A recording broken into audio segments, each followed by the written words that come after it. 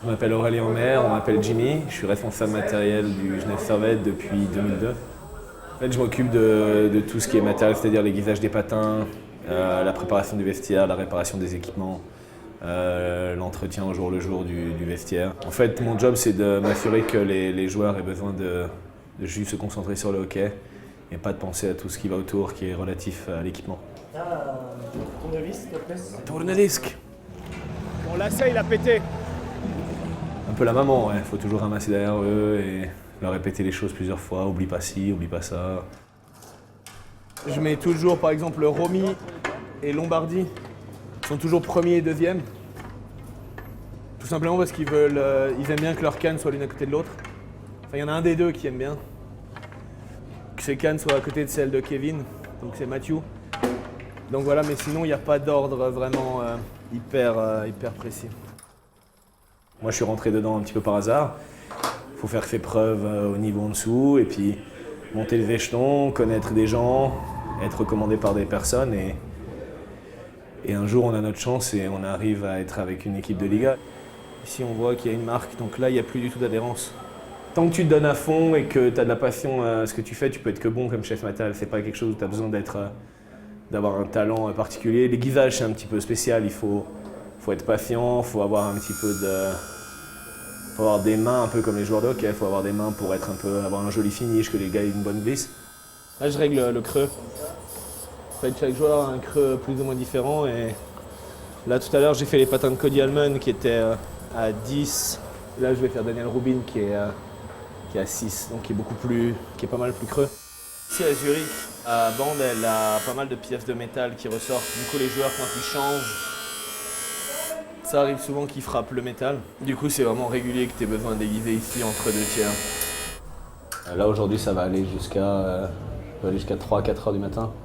Donc, c'est des longues journées. Maintenant, c'est l'attente. Juste attendre. On est deux et deux, c'est trop par moment et pas assez à d'autres. Il y a des fois où on aimerait bien être 4, des fois 8. Mais de manière générale, on est deux tous les jours. Ouais, j'ai pris la machine ici seulement pour les playoffs en fait. Normalement, on la prend pas. Mais là, c'est vraiment loin. Tu vois, si tu dois retourner au vestiaire, tu dois faire tout le tour. Et vu que justement, notre ami Alex Picard aime bien aiguiser ses patins, ça m'évite. J'ai déjà utilisé 2 fois aux 2 premiers matchs. Ma devise, c'est un peu vaut mieux trop que pas assez. Donc on est apparemment l'équipe qui voyage avec le plus de matériel. On a vraiment tout ce que tu peux imaginer qu'on puisse avoir besoin, on a quasiment tout. Tu as le feeling sur l'équipe assez vite dans le match, donc en général je suis pas trop nerveux. Il y a juste, je regarde jamais les pénaltys, ça je supporte pas. Pour moi c'est une aberration de décider un match sur des pénaltys, mais du coup j'aime pas trop les pénaltys, mais sinon je suis pas tellement nerveux. Depuis que notre masseur est parti, il travaille plus pour nous. Lui faisait la porte, maintenant je le remplace là. C'est pas mon truc préféré, mais il faut quelqu'un pour le faire, quoi. Et comme je suis toujours là, c'est mieux d'avoir tout le temps la même personne.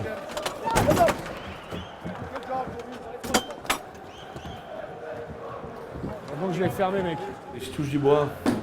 J'ai pris 2 pucks au dernier match ici, mais rien de majeur. Mais ouais, c'est dangereux, surtout les mises en échec. Faut faire attention, la porte soit bien fermée. Allez les copains là. Après, ton rôle, c'est pas d'être stressé. Quand t'es chef métal, il faut que t'aies la tête froide parce qu'il peut se passer n'importe quoi. Faut pas que tu paniques, que tu puisses intervenir rapidement, réparer le patin, je sais pas, une chose comme ça, un casque, une visière, n'importe quoi. Donc il faut que tu essaies de rester assez calme et de gérer tes émotions. Tu peux pas te permettre de crier après l'arbitre ou des choses comme ça, même si des fois t'as envie, ou crier après des adversaires ou n'importe quoi, tu peux pas. Les gants 22.